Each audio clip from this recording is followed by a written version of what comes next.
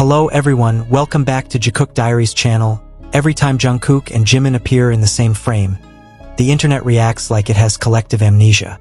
As if none of this has happened before. As if we haven't seen this dynamic repeat itself over and over again. Across years, eras, stages, hiatuses, military timelines, solo promotions, and group schedules. Yet here we are again, watching Jungkook quietly gravitate toward Jimin, and watching people scramble to explain it away like it's some kind of accident, coincidence, or fan delusion gone too far. The word chooses makes people uncomfortable. They prefer softer language. They prefer ended up, stood near, happened to be, or the staff probably arranged it. Anything except the obvious pattern that has been unfolding in front of us for years. Because if we admit that Jungkook chooses Jimin again and again, then we also have to admit that some bonds don't fade just because schedules change, fame grows, or narratives are inconvenient. This isn't about one moment. It never is. What makes people tired isn't the theories. What exhausts them is the consistency. Consistency forces reality into the conversation. One moment can be dismissed. Two can be coincidence. But when moments stack on top of each other for years, denial starts to require more effort than acceptance. Jungkook has always been someone whose choices show up in behavior rather than words. He rarely explains himself. He doesn't give speeches about loyalty, attachment, or emotional hierarchy. Instead, he reveals everything through where he stands, who he looks for, who he mirrors, and who he relaxes around. And time after time, when the noise fades, when the cameras aren't pushing a specific narrative, his default orbit leads him back to Jimin. People often ask why this dynamic feels different, why it sparks such strong reactions compared to other friendships. The answer is uncomfortable because it touches on something deeper than shipping or fan culture. It's about emotional preference. Humans notice when someone consistently prioritizes the same person emotionally, even in subtle ways, even when it's unspoken, especially when it's unspoken. Jimin and Jungkook don't perform their connection loudly. They don't explain it. They don't clarify it for public comfort. That ambiguity is exactly what makes people uneasy, because ambiguity doesn't give you something solid to argue against. It just sits there, persistent and unresolved, quietly contradicting the narratives people try to impose. Over the years, Jungkook's growth has been dramatic. He's become more confident, more independent, more assertive in his artistry. Yet through all that evolution, one thing has remained remarkably stable: his emotional shorthand with Jimin.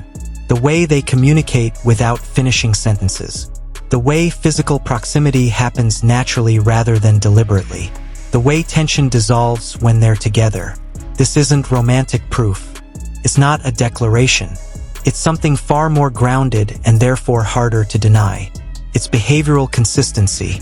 And behavioral consistency doesn't care about what fans argue online. Denial often shows up disguised as rationality. People say they're just being realistic, logical, or objective. But realism doesn't ignore patterns. Logic doesn't selectively erase context. Objectivity doesn't panic when a narrative doesn't fit neatly into predefined boxes. What's fascinating is how often Jungkook's choices around Jimin happen when there is no visible advantage to doing so. No obvious fan service. No promotional benefit. No storyline to advance. Those are the moments that linger. Those are the moments people try hardest to downplay because they lack a convenient explanation. Jimin, on the other hand, has always been emotionally transparent in a way Jungkook isn't.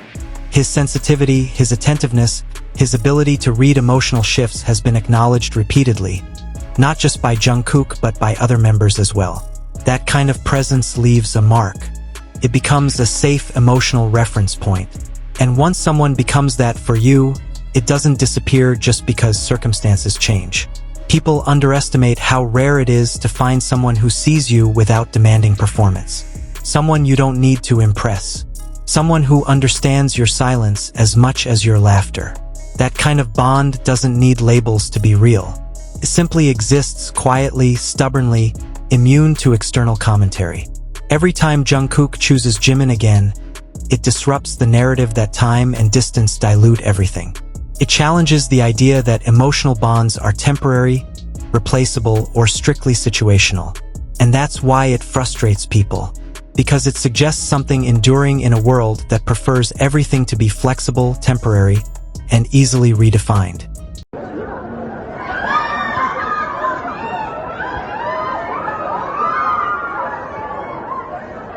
The clown emoji in the title isn't an insult. It's a mirror. It reflects the absurdity of pretending not to see what keeps repeating. It points to the exhaustion of constantly inventing new explanations to avoid the simplest one. Jungkook feels grounded with Jimin. Reality doesn't need defending. It doesn't argue. It doesn't trend hashtags. It just keeps happening. And denial, no matter how loudly it shouts, eventually runs out of energy. The truth is, you don't have to romanticize this connection to acknowledge it. You don't have to assign labels or narratives. You just have to observe honestly. Watch where Jungkook's attention goes when he's not trying to prove anything. Notice who he checks for first. Notice who he gravitates toward when the moment isn't scripted. At some point, the question stops being, is this real? And becomes, why does this bother people so much? And that question leads to uncomfortable answers about expectations, projections, and the limits people place on emotional closeness between men. Jungkook choosing Jimin again isn't a statement to the audience. It's not a challenge. It's not a performance. It's simply him being himself in the spaces where he feels most understood. And that's what makes it powerful. You can deny a rumor. You can debunk a theory. But denying a pattern requires pretending not to see. And pretending gets tiring.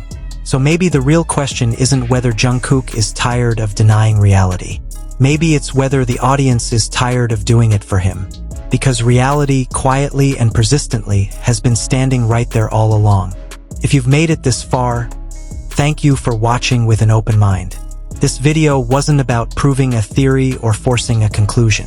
It was about observing patterns, understanding context, and allowing space for interpretation without fear or denial. In a world that rushes to label, explain, or dismiss, sometimes the most honest thing we can do is simply watch and listen. Not everything needs a definitive answer. Some connections speak through consistency, not confirmation. If you enjoyed this kind of calm, documentary-style analysis, feel free to like the video. It helps the channel more than you might think. And if you want to keep exploring moments that spark conversation without crossing into speculation, consider subscribing. Let me know your thoughts in the comments, respectfully. Different perspectives are welcome here, as long as the discussion stays thoughtful and grounded. Until the next story unfolds, thank you for being here.